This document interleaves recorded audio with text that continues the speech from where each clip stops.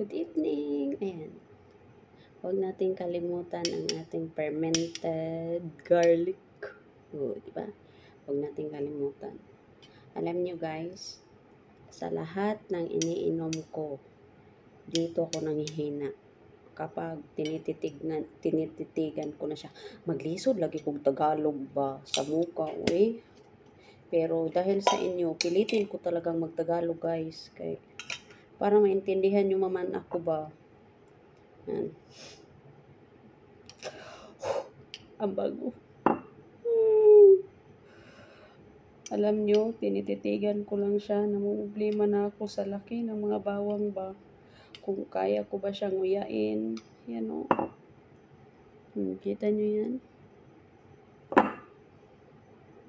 Yan. Yan siya. Lord, help me.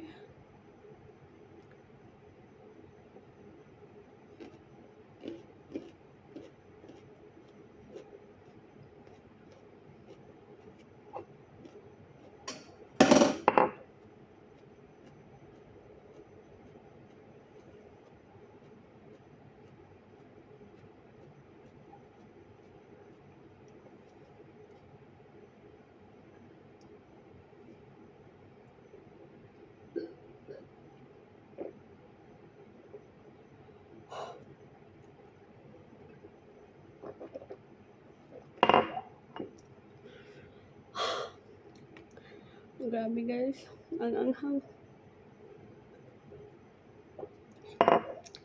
Ito yung struggle ko sa lahat ng iniinom ko. Dito ako nanghihina kasi nag-aano yung sikmura ko ba. Pero kinakaya ko talaga.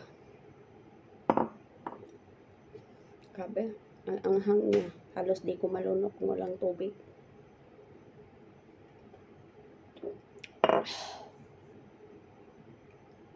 Mas kaya ko pa yung suha kahit maanghang din yon. Tapos malunggay, yung turmeric, kaya ko siya. Pero dito, parang bumabalik yung sikmura ko. Ang ginagawa ko na lang doon sa ulam ko na gulay, dinadamihan ko siyang bawang. Yun yung kinakain ko kasi mas nakakaya ko yun, may kanin eh. Inaano ko sa kanin. Ito kasi, buong garlic talaga. Tapos wala akong pang tubig lang. Bumabalik talaga siya. Bye.